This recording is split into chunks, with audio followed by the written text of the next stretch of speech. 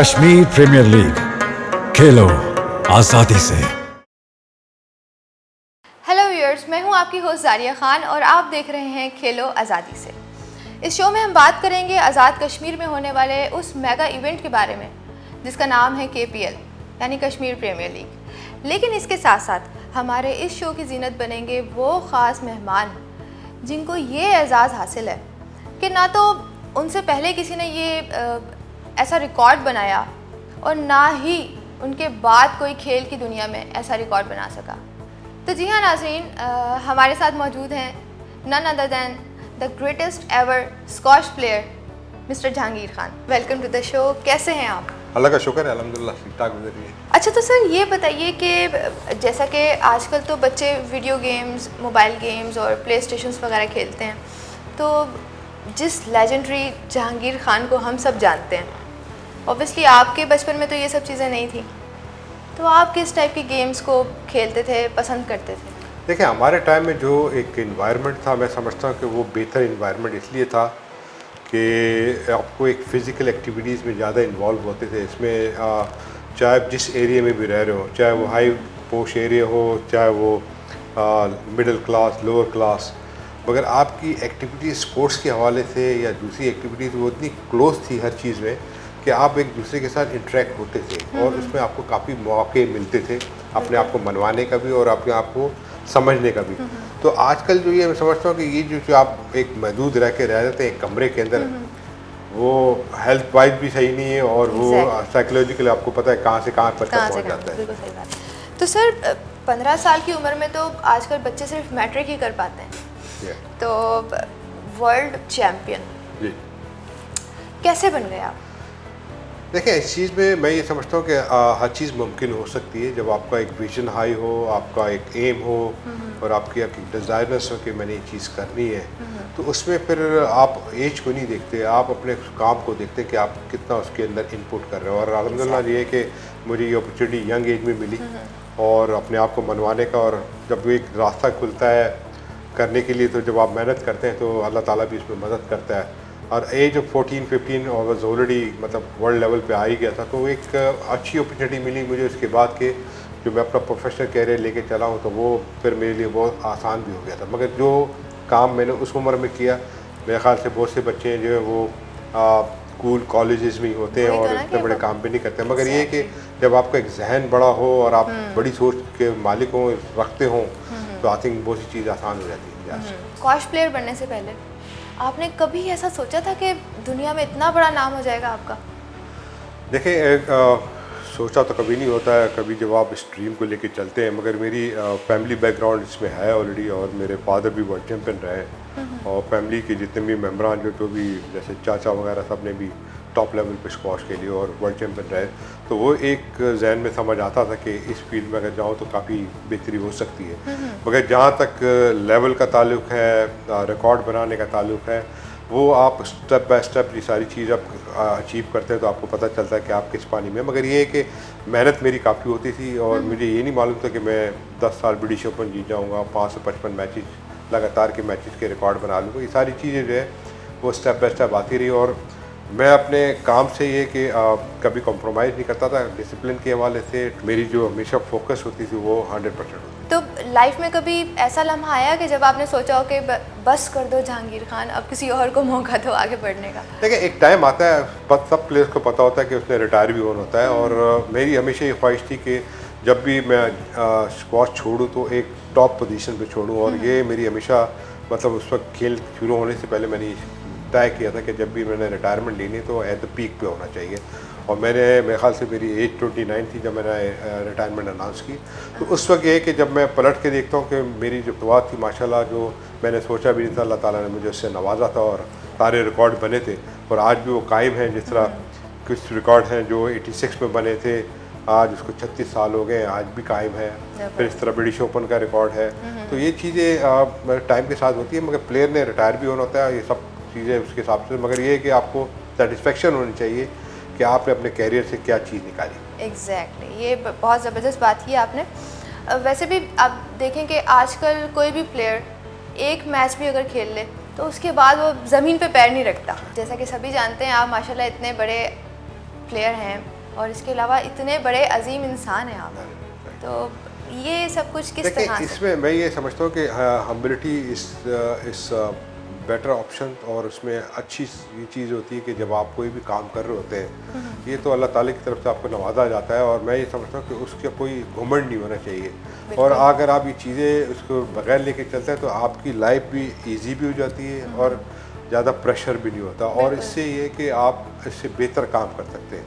तो ये चीज़ें हर एक अपने इंसान जो है अपनी जगह पे काम कर रहा है, चाहे वो बड़े लेवल पे छोटे लेवल पे, मगर ये सब चीज़ नवाजी ऊपर वाले से ही होती है, तो उस पर कोई वो अकड़ नहीं होनी चाहिए, मगर ये है कि शुक्र करना चाहिए कि जो लोग आपको लाइक करते हैं, सपोर्ट करते हैं, दुआ करते हैं, और ये उन्हीं की बदौलत आप इस मकाम पे पहुंचते हैं।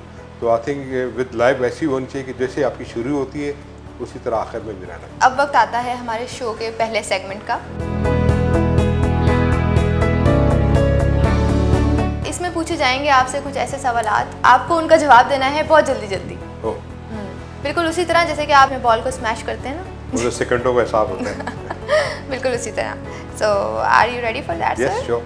ओके, पहला सवाल है, इन लोगों के नाम सुनते ही सबसे पहले आपके माइंड में क्या आता है? आपके ऑप्शंस हैं शेख रशीद, पॉलिटिशियन, मीरा, एक्ट्रेस, जान शेर Khan. Another world squash champion. आपका दूसरा सवाल है, 15 सेकंड्स में दुनिया के नंबर 1 प्लेयर्स के नाम बताइए। Muhammad Ali, Roger Federer,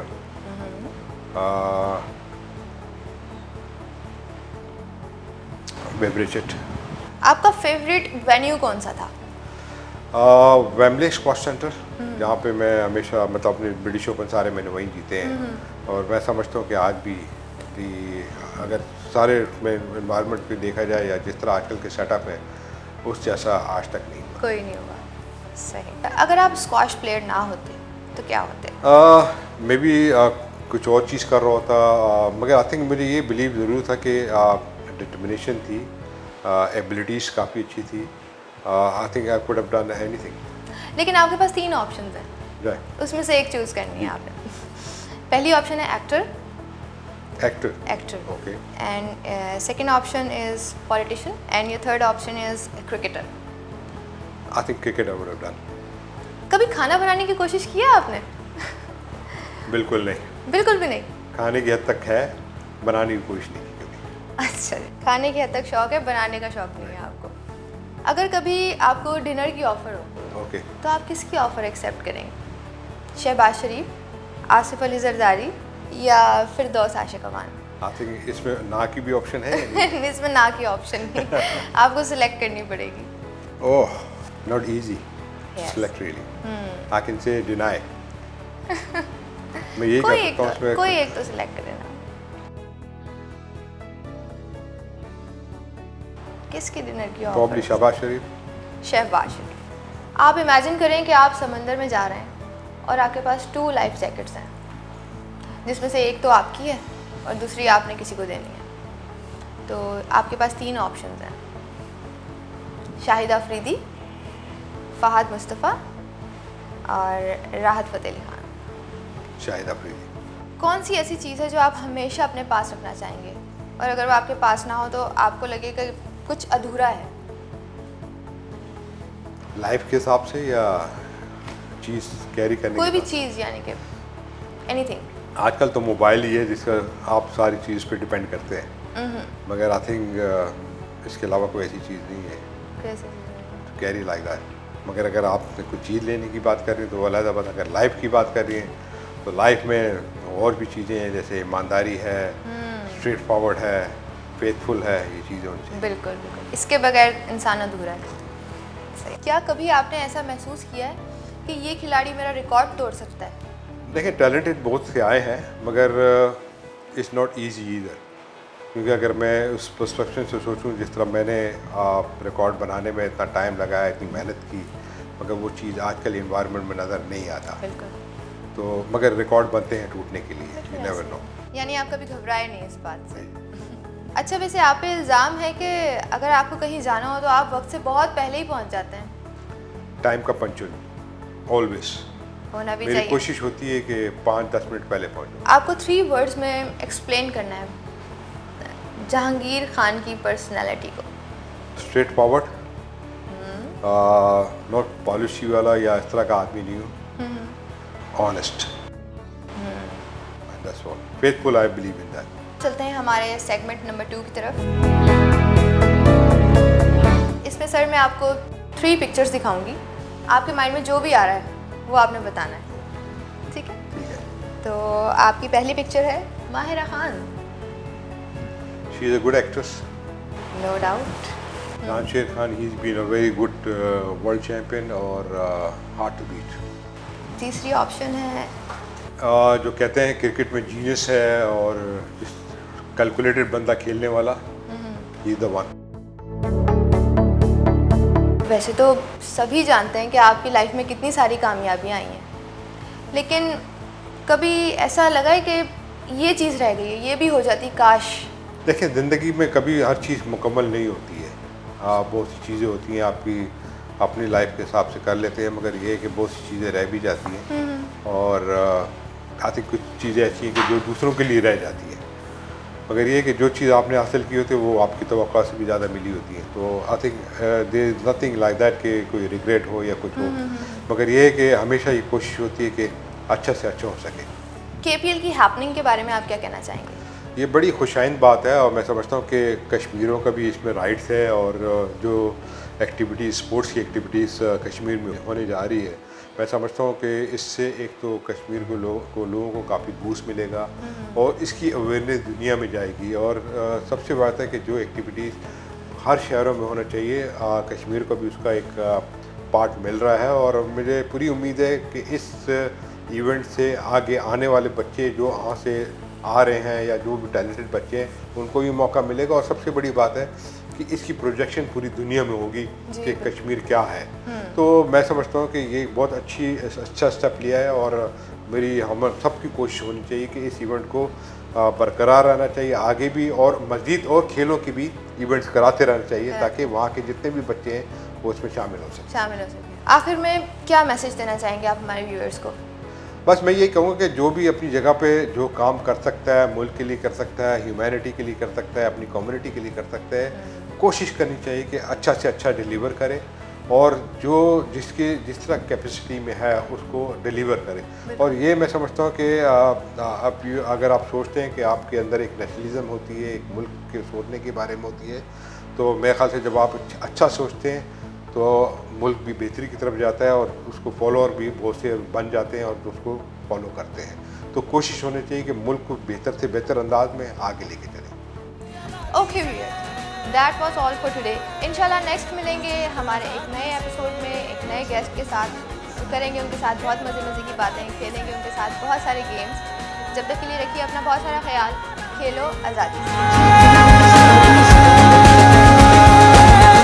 Kashmir premiere league, खेलो आजादी से। Red Coats.